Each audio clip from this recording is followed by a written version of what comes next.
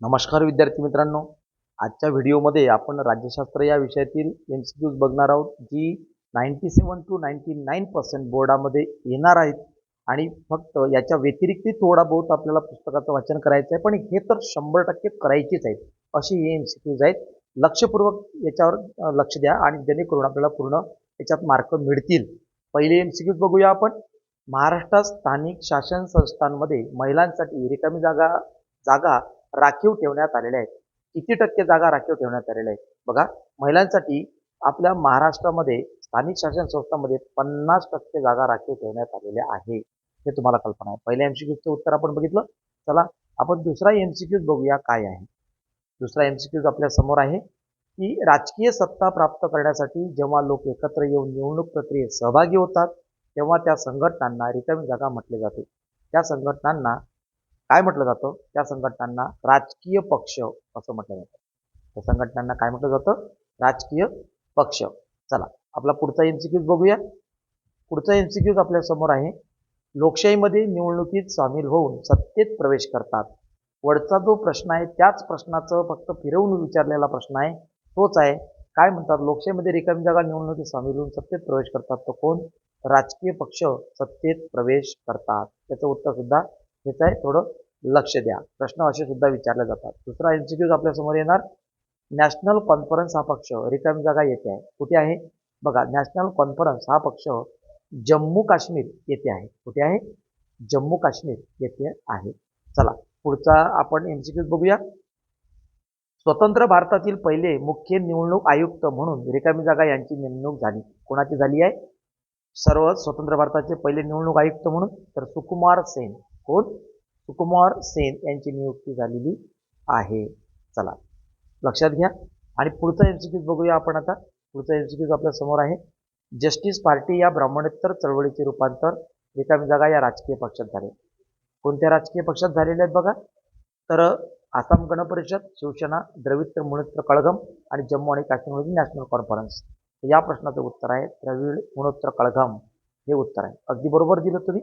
चला आता पुढचं MCQ आपण माहिती करून घेऊ. पुढचा MCQ आहे मित्रांनो. लोकशाहीचा गाभा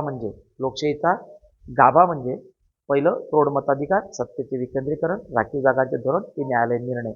याचं अचूक उत्तर आहे मित्रांनो सत्तेचे विकेंद्रीकरण. लोकशाहीचा गाभा म्हणजे सत्तेचे विकेंद्रीकरण. तुम्हाला ही कल्पना आहे. चला आता या पुढील MCQ आपण माहिती करून घेऊ. पुढील MCQ आहे. निवडणूक आयुक्ताची नेमणूक रिकामी जागा करतात. कोण करतात निवडणूक आयुक्ताची नेमणूक? निवडणूक आयुक्ताची नेमणूक राष्ट्रपती करतात. ठीक आहे, एवढं लक्षात घ्या. चला पुढचा MCQ आपण बघूया. पुढचा MCQ आहे. मतदारसंघ निर्माण करण्याचे काम निवडणूक आयोगाची रिकामी जागा समिती करते. मतदारसंघ कोणती समिती करते? मतदारसंघ तर परिसीमन समिती. निवडणूक आयोगाची परिसीमन समिती मतदारसंघ निर्माण करण्याचे काम करते. चला पुढचा MCQ बघूया आपण. पुढचा MCQ आपल्या समोर आहे. पुढील कोणत्या कायद्यांद्वारे महिलांना त्यांचे स्वातंत्र्य जपण्यास आणि स्वतःचा विकास साधण्यास अनुकूल वातावरण निर्माण केले आहे? याचं अचूक उत्तर आहे मित्रांनो. काय आहे बघा? याचं अचूक उत्तर आहे हुंडा प्रतिबंधक कायदा. या कायद्यामुळे महिलांना म्हणजे आपलं अनुकूल वातावरण स्वातंत्र्य जपण्याचा अधिकार मिळालेला आहे. चला पुढचा MCQ आपण बघूया. पुढचा MCQ आहे. शेतीचे उत्पादन वाढवण्यासाठी आणि अन्नधान्याबाबत स्वयंपूर्ण होण्यासाठी रिकामी जागा करण्यात आली. शेतीचे उत्पादन वाढवण्यासाठी काय करण्यात आली? हरित क्रांती करण्यात आली. हरित क्रांती. चला MCQ बघितलं. पुढचं MCQ आपण बघूया. आपल्या समोर आहे. शेतकरी चळवळीची रिकामी जागा ही प्रमुख मागणी आहे. काय मागणी आहे शेतकरी चळवळीची? शेतकरी चळवळीची मागणी आहे शेतमालाला योग्य भाव मिळावा. म्हणजे काय? भीक नको, हवे घामाचे दाम. अगदी करेक्ट. चला पुढचा MCQ माहिती करून घेऊ आपण. जगातील सर्वच लोकशाही संपुष्टातील मोठे आव्हान म्हणजे जगातील सर्वच लोकशाही राष्ट्रांपुढील मोठे आव्हान. सर्वच लोकशाही राष्ट्रापुढील मोठे आव्हान काय आहे? सर्वच लोकशाही राष्ट्रापुढील मोठे आव्हान आहे लोकशाहीची पाळीमुळे आणखी खोलवर नेणे. सगळ्यात मोठं आव्हान सगळंच लोकशाही राष्ट्रापुढील आहे. चला पुढचं आपण बघूया MCQ.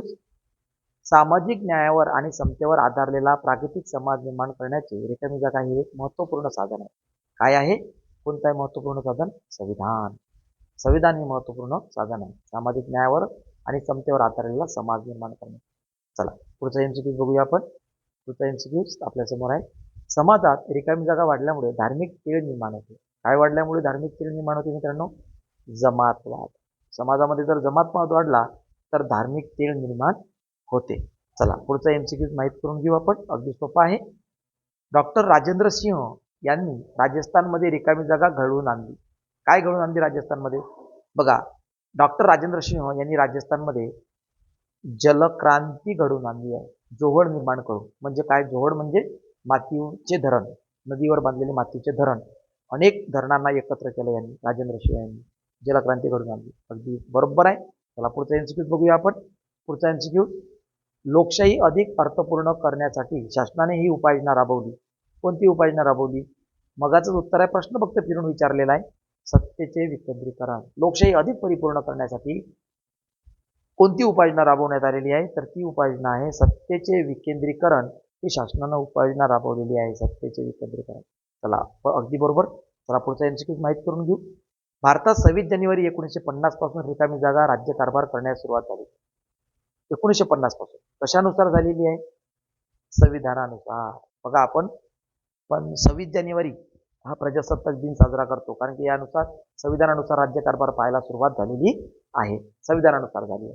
चला हे आपण सगळे एमसीक्यूज माहीत करून घेतले मित्रांनो, आणि यानुसार थोडा अभ्यास करा. जास्तीत जास्त गुण मिळतील तुम्हाला, आणि झालं तर सगळे तुम्हाला एमसीक्यूज यामधलेच येतील. म्हणून हे व्यवस्थित करा आणि चांगल्यात चांगलं लक्ष द्या. चला थँक्यू आणि बेस्ट ऑफ एफर्ट्स.